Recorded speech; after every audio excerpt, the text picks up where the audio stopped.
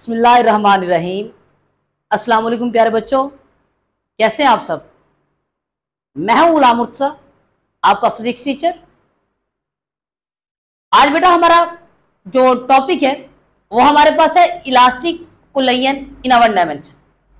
आपको topic start करने से पहले मैं बता दूं, ये जो टॉपिक है लॉन्ग क्वेश्चन का, ये पेपर पॉइंट ऑफ व्यू से मोस्ट इंपोर्टेंट लॉन्ग क्वेश्चन है। अगर इस चैप्टर में मैं आपको बताऊं कि अगर सबसे ज्यादा जो लॉन्ग क्वेश्चन रिपीटेडली पूछता है वो हमारे पास पूछता है elastic collision in one dimension. Almost 60 to 70% इसके चांसेस होते हैं कि वो हमारे पास यही लॉन्ग क्वेश्चन उठा के दे। तो आप लोगों ने मेरी वीडियो का कोई पार्ट बगैर स्किप किए आपने स्किप नहीं करना, ताकि आपको ये जो लॉन्ग क्वेश्चन है वो समझने में मुश्किल ना है, क्योंकि इसकी जो डेरिवेशन है वो थोड़ी लेंथी है। तो चले हम बगैर टाइम वेस्ट के स्टार्ट करते हैं। मेरा टॉपिक का नाम क्या था? टॉपिक का नेम था elastic collision in a one dimension. बड़ा इलास्टिक कोलिजन के अंदर हम पढ़ चुके थे कि इलास्टिक कोलिजन एक ऐसा कोलिजन होता है जिसके अंदर काइनेटिक एनर्जी कंजर्व रहे। उसके लास्ट पॉइंट्स के अंदर हमने पढ़ा था कि इलास्टिक कोलिजन हो या इन इलास्टिक कोलिजन हो, दोनों कोलिजन के अंदर हमारे पास जो मोमेंटम होता है वो कंजर्व रहता है। तो आपने यहां पे याद रखना है कि इलास्टिक कोलिजन का मतलब ये कि ऐसा कोलिजन जिसके अंदर मोमेंटम भी कंजर्व रहे और काइनेटिक एनर्जी भी कंजर्व रहे।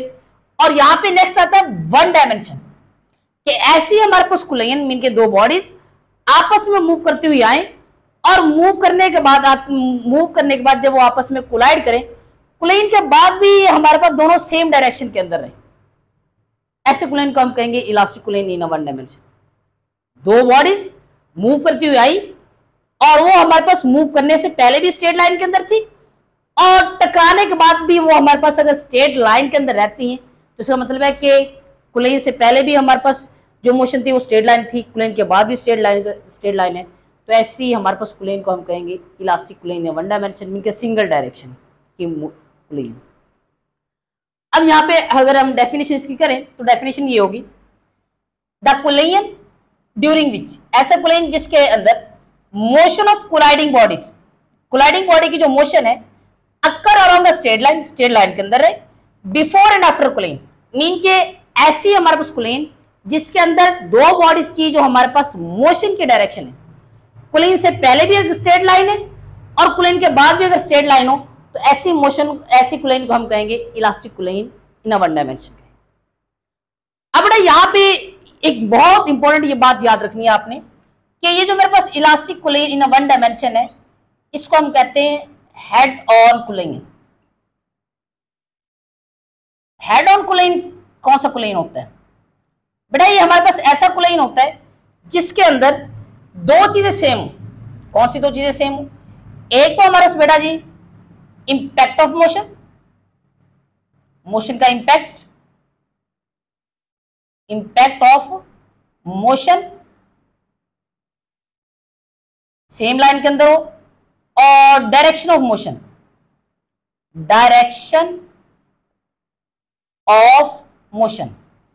अभी मैं आपको समझाता हूं, जैसा कि मैं यहां पे इस डायग्राम को बाद में एक्सप्लेन करता हूं, पहले यहां पे एक चीज मैं समझा देता हूं।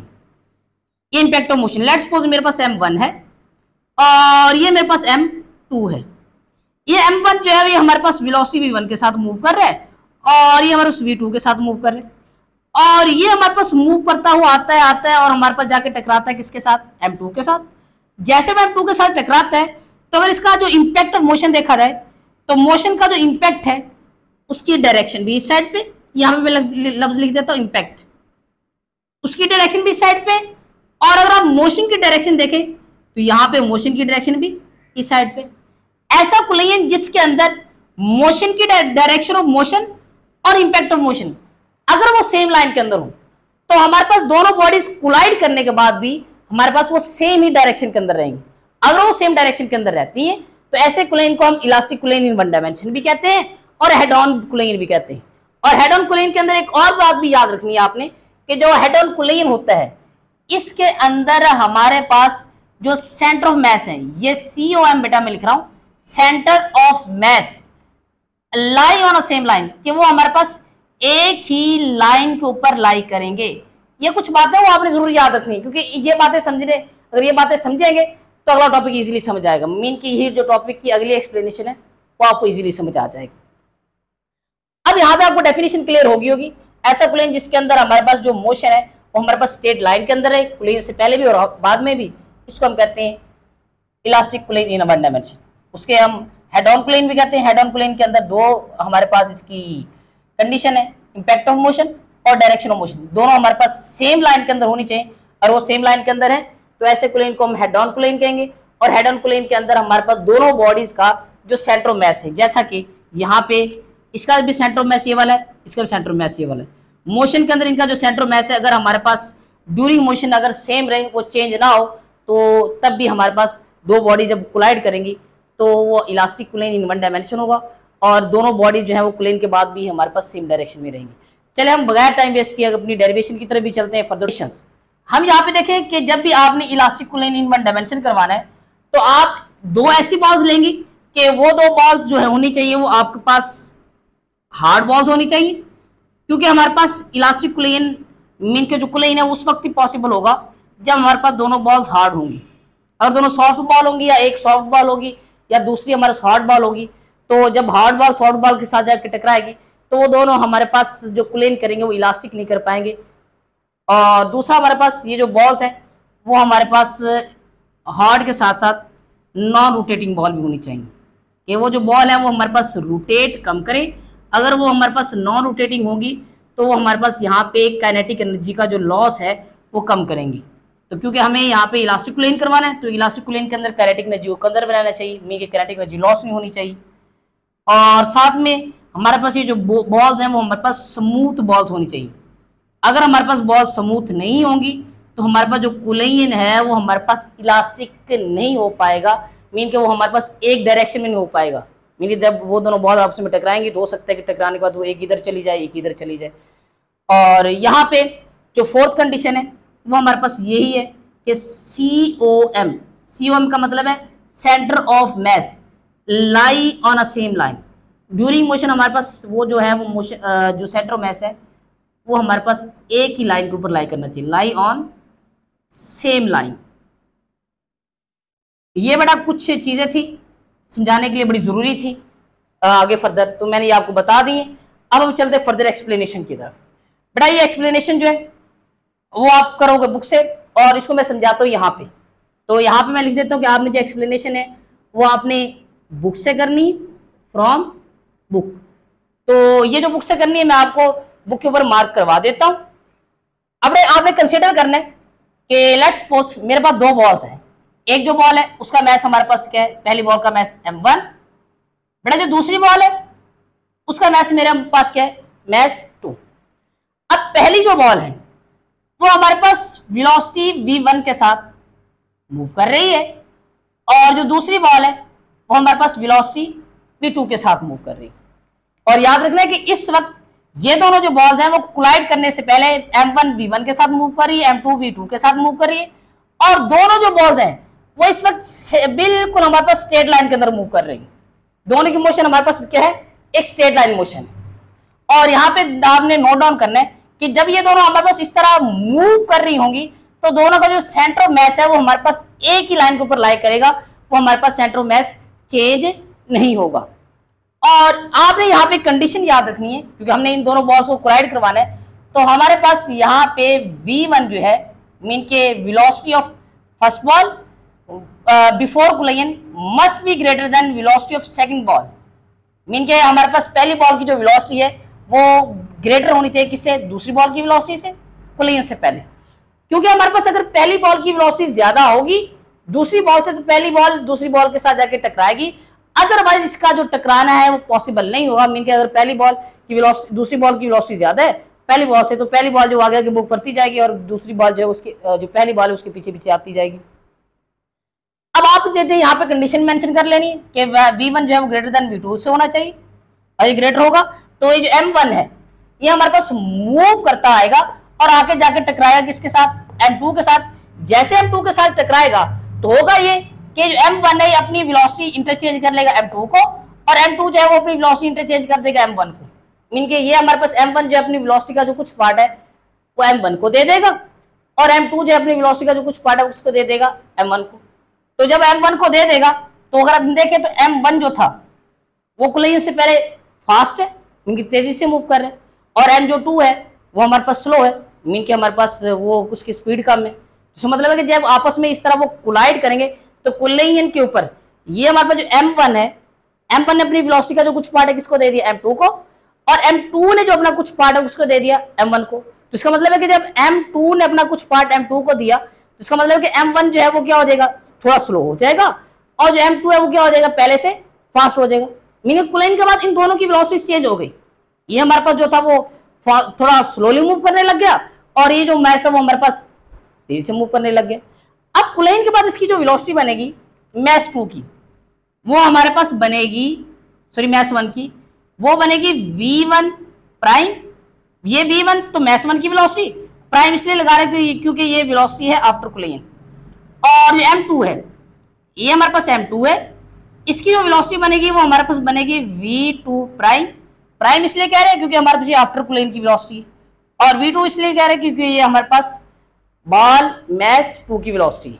लेकिन एक चीज यहाँ पे याद रखनी है आपने कि कुलैयन से पहले भी इसकी जो डायरेक्शन थी वो स्ट्रेट लाइन थी, और कुलैयन के बाद भी इसकी मोशन की जो डायरेक्शन है वो हमारे पास स्ट्रेट लाइन है।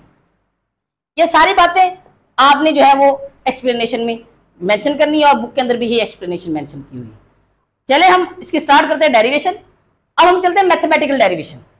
बेटा जी मैंने आपको बताया था कि जब भी आप कुलैयन डिस्कस करेंगे, कुलैयन के अंदर दो लॉज हमेशा कंजर्व रहेंगे। कौन कौन से बेटा? एक law of conservation of momentum, एक law of conservation of kinetic energy. अब सबसे पहले इस मैथमेटिकल डेरिवेशन में हम अप्लाई करेंगे law of conservation of momentum. अब law of conservation of momentum में क्या बताता है? वो ये बताता है कि total momentum of a system before collision बराबर होता है total momentum of a system after collision. अब यहां पे देखें, ये वाला मेरे पास सिस्टम है, इस सिस्टम के अंदर ये हमारे पास दो बॉल्स पड़ी, एक m1 पड़ा है, एक m2 पड़ा है। अब सबसे पहले हम इसका टोटल मोमेंटम फाइंड करेंगे।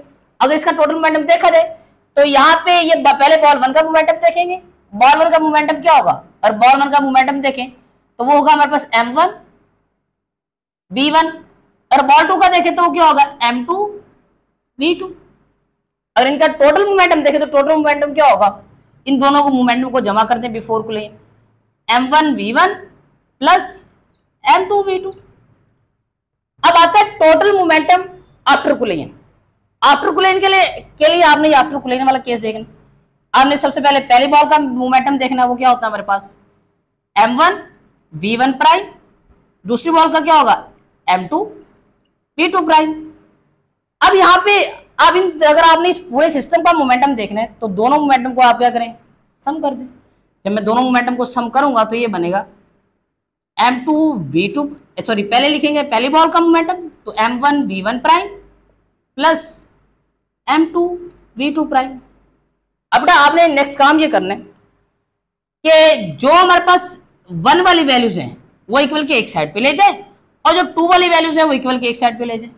तो ये वाला फैक्टर देखें, ये वाला फैक्टर यहाँ पे क्या हो रहा है, प्लस हो रहा है, इधर आएगा तो माइनस। ये वाला फैक्टर यहाँ क्या हो रहा है, प्लस हो रहा है, इधर जाएगा तो क्या हो जाएगा माइनस। तो यहाँ पे मैं इंटरचेंज कर लेता हूँ, पहले 1 वाली वैल्यूज को यहाँ पे ले आता हूँ। ये 1 वाली वैल्यू मेरे पास ऑलरेडी पहले मौजूद है m1 v1। जब ये मूव करके इधर आएगी तो क्या बनेगी minus m1 v1 prime equal to, और यहाँ पे देखो ये m2 v2 प्राइम ऑलरेडी पहले मौजूद है। अब मैं इसको उठा के इधर लेके जाता हूँ तो यहाँ पे ये फैक्टर क्या हो रहा है प्लस, इधर जाएगा तो क्या हो जाएगा बेटा माइनस m2 v2। अब आपने देखा है ये कि इन दोनों में क्या चीज कॉमन है, यहाँ पे अगर आप देखें तो इन दोनों में एक ही चीज कॉमन है m1। अगर मैं यहाँ से m1 कॉमन ले लूं तो मेरे पास बनेगा v1 minus v1 prime equal to m2। अगर इसमें से कॉमन आए तो ये बनेगा v2 प्राइम माइनस v2। बेटा आपने ये इक्वेशन बनानी और इस इक्वेशन को आपने नाम दे देना इक्वेशन नंबर 1 का, और याद रखना है आपने ये इक्वेशन नंबर 1 है और इसी इक्वेशन को आपने याद रखना है, क्योंकि ये इक्वेशन जो आगे जाके आपकी वेलोसिटी निकालने में बड़ी हेल्प करेगी कि हमारे पास मोमेंटम का फार्मूला यूज करके law of conservation of momentum को हमने ये वाली फार्मूला जो इक्वेशन नंबर 1 निकाली। अभी आपने क्या काम करना है, अभी आपने law of conservation of kinetic energy apply करना है। तो हमारे पास क्या है, मैं यहां पे लिख लेता हूं, by applying law of conservation of kinetic energy, law of conservation of kinetic energy. अब काइनेटिक एनर्जी का लॉ ऑफ कंजर्वेशन ऑफ अगर काइनेटिक एनर्जी पुट करें तो हमें क्या बताता है, वो हमें सिंपल ये बताएगा कि total kinetic energy, total kinetic energy of system before कुलियन, ये बेटा बराबर है टोटल काइनेटिक एनर्जी आफ्टर कुलियन। अब काइनेटिक एनर्जी का बेटा फार्मूला क्या होता है, आप लोगों को पता है काइनेटिक एनर्जी का फार्मूला। अब अगर आप देखें काइनेटिक एनर्जी का फार्मूला, आप बताएंगे सर काइनेटिक एनर्जी का फार्मूला होता है हाफ mv का स्क्वायर, मीन के 1/2 mv का स्क्वायर। अब मैंने टोटल काइनेटिक एनर्जी मालूम करनी बिफोर कुलियन और आफ्टर कुलियन, तो बिफोर कुलियन वाला केस ये वाला है और आफ्टर कुलियन वाला केस ये वाला है। अब बिफोर कुलियन के लिए सबसे पहले आप m1 की काइनेटिक एनर्जी देखेंगे, फिर m2 की देखेंगे। अगर m1 की देखें तो m1 की काइनेटिक एनर्जी क्या बनेगी, 1/2। अब इसका हमारे पास काइनेटिक एनर्जी का अगर जनरल फार्मूला लिखूं तो मैं यहां पे पहले आपको लिख के दे देता हूं, 1/2 mv का स्क्वायर। अब 1/2 तो मैंने लिख लिया। अब हमारे पास पहला मैथ है तो इसका मैथ क्या लिखूंगा, m1, और वेलोसिटी इसकी क्या आएगी, v1, और इसके ऊपर क्या आएगा, स्क्वायर। दूसरी काइनेटिक एनर्जी क्या होगी, दूसरे की काइनेटिक एनर्जी होगी हमारे पास 1/2 m2, क्योंकि मैथ इसका m2 है, और इसकी वेलोसिटी क्या होगी, v2, और इसका स्क्वायर। तो अब आपने काम ये करना है, इसकी काइनेटिक एनर्जी और इसकी काइनेटिक एनर्जी दोनों को सम करना है, क्योंकि हमारे पास हमने टोटल काइनेटिक एनर्जी देखनी है बिफोर कुलिंग। तो मैं यहाँ पे यही काम कर रहा हूँ। पहली बॉल की काइनेटिक एनर्जी हमने क्या निकाले, 1/2 m1 v1 का square plus 1/2 into m2 v2 का square is equal to total kinetic energy after collision. अब total kinetic energy after collision के लिए क्या करेंगे, ये आफ्टर कूलिंग वाला केस देखेंगे। इसके अंदर भी हम काइनेटिक एनर्जी का फार्मूला पुट करते हैं। पहले बॉल 1 के लिए वो क्या होगा, 1/2 m1 वैसे के वैसे, और v1 एक कूलिंग के बाद v1 क्या होता है, प्राइम, इसका हम स्क्वायर ले लेंगे, ये प्राइम लगा के इसका स्क्वायर। दूसरी बॉल देखें तो वो क्या होगा, 1/2 m2, और वेलोसिटी क्या होगी हमारे पास v2, इसका ऊपर प्राइम है तो इसका मैं स्क्वायर ले लूंगा। अब यहाँ पे ये काइनेटिक एनर्जी पहली बॉल की कूलिंग के बाद, और सॉरी कूलिंग के बाद, और m2 जो है इसकी जो काइनेटिक एनर्जी है कूलिंग के बाद वो ये वाली आ गई। दोनों को मैं यहाँ पे सम अप कर लेता हूँ क्योंकि मैंने टोटल काइनेटिक एनर्जी देखनी। तो क्या बनेगी, हाफ m2, सॉरी पहले m1 आएगा, फिर m1 v1 प्राइम का square plus half m2 v2 prime का स्क्वायर। दोनों में अगर देखें तो हमारे पास क्या चीज कॉमन आ सकती है। चलो कॉमन हम बाद में निकालते हैं, पहले ये देखते हैं कि ये देखो आपने जिस तरह यहां पर ये किया था कि 1 वाली वैल्यूज एक साइड पे लेकर गए थे, तो यहां पर भी देखें जिन वैल्यू के साथ 1 1 लगा हुआ है, इस वैल्यू के साथ 1 लगाओ और इसके साथ लगाओ, इनको एक साइड पे कर लेते हैं, और जिन टर्म के साथ 2 2 लगा हुआ है उसको एक साइड पे कर लेते हैं। तो यहाँ पे आपने काम ये करना है कि ये फैक्टर यहाँ पे क्या हो रहा है, प्लस हो रहा है, इसको उठा के लेके आऊंगा तो माइनस हो जाएगा, और ये फैक्टर यहाँ पे क्या हो रहा है, प्लस हो रहा है, इधर लेके जाऊंगा तो क्या हो जाएगा, माइनस। अब जस्ट आपने इंटरचेंज करना थोड़ा सा, ये वाली वैल्यू यहाँ पे वैसे की वैसे रहेगी, 1/2 m1 v1 का स्क्वायर, फैक्टर ये क्या हो रहा था प्लस, इधर आएगा तो क्या हो जाएगा माइनस, क्योंकि मैंने अभी आपको बताया मैंने यहाँ पे जो 1 वाली वैल्यूज हैं वो एक साइड पे करनी है और 2 वाली वैल्यूज एक साइड पे। ये 1 वाली वैल्यूज मैंने इक्वल की एक साइड पे कर ली है। अब 2 वाली वैल्यूज देखते हैं। ये फैक्टर मेरे पास ऑलरेडी पहले मौजूद है, तो ये क्या 1/2 m2 v2 प्राइम का स्क्वायर, फैक्टर ये क्या हो रहा है प्लस, बेटा इधर जाएगा तो क्या आ जाएगा माइनस 1/2 इंटू m2 v2 का स्क्वायर। ये मेरे पास इक्वेशन बन गई बेटा जी। अब नेक्स्ट काम आपने ये करना है कि इस इक्वेशन में से अगर लेफ्ट हैंड साइड देखें इसकी, तो 1/2 और हमारे पास m1 जो है वो कॉमन ले लेने। अगर हम कॉमन ले तो हमारे पास क्या बनता है, ये हमारे पास बनता है 1/2 इंटू m1, और ये कॉमन आ गया। और वहां पे देखिए पीछे क्या बचेगा, ये बचेगा v1 का स्क्वायर माइनस v1 प्राइम का स्क्वायर इक्वल टू, यहां से अगर आप कॉमन देखें तो क्या बनेगा, 1/2 और m2 दोनों के अंदर कॉमन है, बाहर निकाल लो। 1/2 इंटू m2 इंटू पीछे देखिए क्या बचता है, ये बचता है बेटा v2 प्राइम का स्क्वायर माइनस v2 का स्क्वायर। और अब आपने देखना है कि ये फैक्टर यहाँ पे मल्टीप्लाई हो रहा है, इधर जाएगा तो क्या हो जाएगा, डिवाइड। जब डिवाइड होगा तो इनको मैं क्या कर दूंगा, कैंसल आउट। तो ये देखिए बेटा, ये हमारे पास इसके साथ क्या हो जाएगा, कैंसल आउट हो जाएगा। पीछे देखते क्या बनता है, पीछे हमारे पास जो बचेगा वो बचेगा m2 इंटू v1 का स्क्वायर माइनस v1 प्राइम का square is equal to m2 into v2 prime का स्क्वायर माइनस v2 का स्क्वायर। अब नेक्स्ट टाइम में आपने काम ये करना है कि आप, बल्कि इस इक्वेशन को पहले मैं नाम दे दूं, इस इक्वेशन को हम नाम देते हैं इक्वेशन नंबर 2 का। अब आपने ये जो इक्वेशन 2 है इसको डिवाइड करना है इक्वेशन 1 के ऊपर। तो हम यहाँ पे मैं मेंशन कर देता हूं कि डिवाइड इक्वेशन 2 बाय 1। इक्वेशन 1 को इक्वेशन 2 को इक्वेशन 1 पे डिवाइड करना है। तो कैसे डिवाइड करते हैं, पहले इक्वेशन 2 वैसे की वैसे राइट कर लेते हैं। तो मैं यहाँ पे राइट करता हूँ जल्दी जल्दी। तो यहाँ पे देखें v1 का स्क्वायर माइनस v1 प्राइम का square into m2 into v2 prime का स्क्वायर इंटू v2 का स्क्वायर। अब जब इक्वेशन 2 को इक्वेशन 1 पे डिवाइड करना है तो इक्वेशन 2 की लेफ्ट हैंड साइड को इक्वेशन 1 की लेफ्ट हैंड साइड पे, और इक्वेशन 2 की राइट हैंड साइड को इक्वेशन 2 की राइट हैंड साइड पे। अगर देखें तो इक्वेशन 2 की सॉरी इक्वेशन 1 की लेफ्ट हैंड साइड मेरे पास क्या आती है, वो आती है ये वाली m1 v1 minus v prime. तो यहाँ पे m1 into v1 minus v1 prime, इसकी क्या आती है, जब इक्वेशन 2 की राइट हैंड साइड मेरे पास है m2 into v2 prime minus v2। तो यहाँ पे देखें तो ये आएगा m2 into v2 prime minus v2। अब आपको ये फार्मूला पता है ए स्क्वायर माइनस बी स्क्वायर, ये किसके बराबर होता है, एक दफा प्लस में ए प्लस बी और एक दफा माइनस में ए माइनस बी।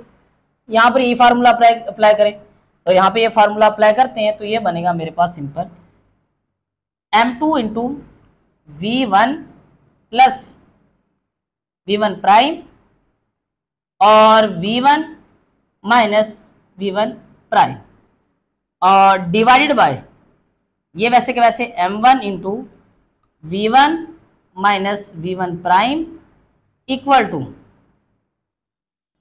यहां पे मैं ये फार्मूला अप्लाई करता हूं m2 वैसे के वैसे v2 prime plus v2 into v2 prime minus v2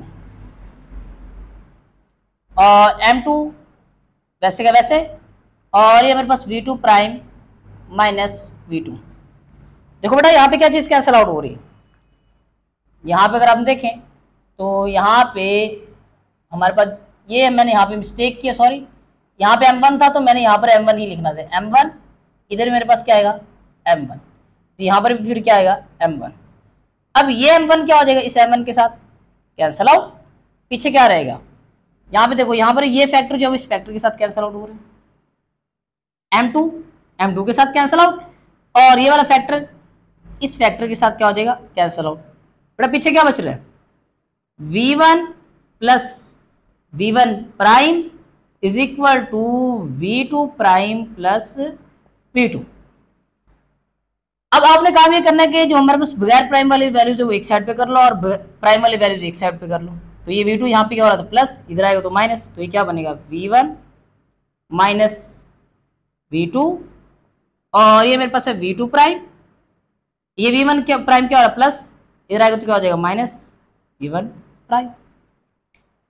अब यहाँ पे देखें ये हमारे पास बगैर प्राइम वाली वैल्यूज हैं, तो ये हमारे पास है वेलोसिटी है बिफोर कूलिंग वाली, लेकिन इन वेलोसिटीज को हम कहेंगे रिलेटिव वेलोसिटी बिफोर कूलिंग। अब रिलेटिव का मतलब क्या होता है बेटा, याद रखना है कि हमने रिलेटिव का मतलब होता है हमने किसी एक चीज को दूसरी चीज के लिहाज से देखना। मैंने आपको बताया था स्टार्टिंग में कि जो M1 था वो हमारे पास फास्ट मूव कर रहा था किससे, M2 से। मैं फर्ज कर लेता हूँ कि M1 की जो वेलोसिटी थी स्टार्टिंग में वो मेरे पास 50 थी, ये 50 किसकी स्पीड है, और ये जो है वो हमारे पास M2 जो है वो हमारे पास 20 की स्पीड से मूव कर रहा था, और इसके साथ इसका मैं यूनिट लगा देता हूँ मीटर पर सेकंड, इसका भी यूनिट मेंशन कर देता हूँ मीटर पर सेकंड। अब मैंने देखना है कि M1 जो है वो M2 के लिहाज से कितना तेज मूव कर रहे हैं, M1 जो है M2 के लिहाज से कितना तेज मूव कर रहे हैं। तो मैं क्या करूंगा, मैं यहाँ पे पहले की वेलोसिटी दूसरे के अंदर से माइनस कर दूंगा। पहले मैं इसकी वेलोसिटी क्या है V1 माइनस V2, तो वो हमारे कितनी होगी 50 माइनस 20, तो ये ऑलमोस्ट बनेगी 30। इसका मतलब ये हुआ कि हमारे पास जो M1 है वो M2 के लिहाज से 30 की स्पीड से ज्यादा मूव कर रहा है, मतलब फास्ट मूव कर रहा है। तो हम ये कह सकते हैं कि ये जो हमारे पास 30 है ये इसकी रिलेटिव वेलोसिटी है। तो ये रिलेटिव वेलोसिटी आप कैसे मालूम करते हैं, रिलेटिव वेलोसिटी आप सिंपल ऐसे मालूम करते हैं कि आप क्या करें, आप एक वेलोसिटी को दूसरे के अंदर से क्या कर दें, सब्ट्रैक्ट कर दें, तो ये मेरे पास निकलेगी रिलेटिव वेलोसिटी। तो मैं यहाँ पे लिख सकता हूँ कि ये हमारे पास है रिलेटिव वेलोसिटी,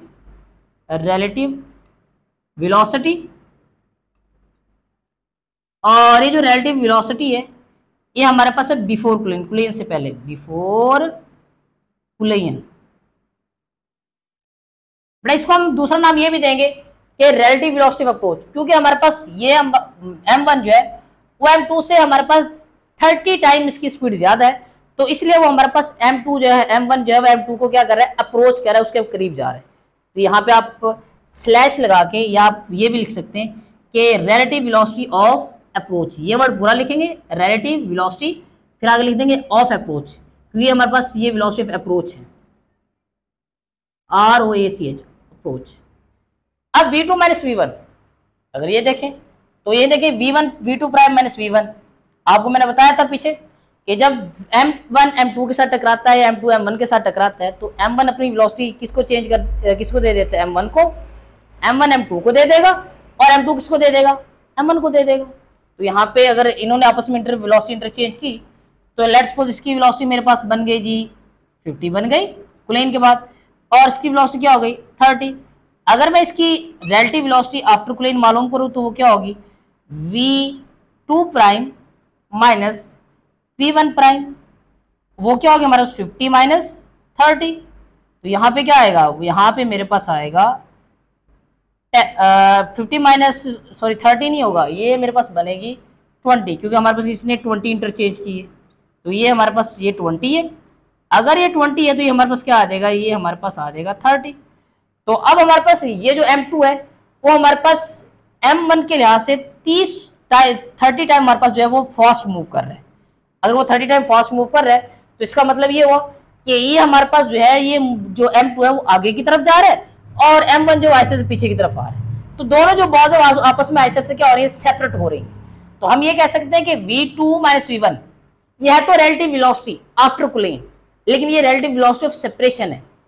तो यहाँ पे मैं लिखूंगा कि ये जो हमारे पास V2 minus V2 prime minus V1 prime जो है ये है रिलेटिव वेलोसिटी, ही है,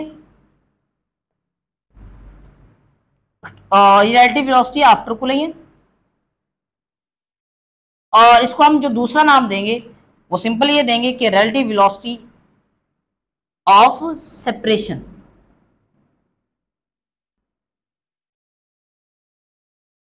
अब यहाँ पे देखें, यहाँ पे दोनों को जो आंसर आ रहा है, दोनों का आंसर क्या आ रहा है, सेम आ रहा है। हम ये कह सकते हैं कि रिलेटिव वेलोसिटी ऑफ अप्रोच जो है वो रिलेटिव वेलोसिटी ऑफ सेपरेशन के बराबर है। तो बेटा पेपर में अक्सर ये शॉर्ट क्वेश्चन नहीं, ये लॉन्ग क्वेश्चन आता है। मीन के वो सिंपल क्वेश्चन नहीं पूछता कि इलास्टिक कूलिंग इन वन डायमेंशन एक्सप्लेन करें, बल्कि वो कहता है कि आप एक्सप्लेन करें कि relative velocity of approach is equal to relative velocity of separation. ये आपने प्रूव करना है। अगर आपने elastic collision in one dimension बहुत अच्छी तरह किया होगा देन ही आप ये प्रूव कर पाएंगे, नहीं तो अदरवाइज आपको पता ही नहीं होगा। तो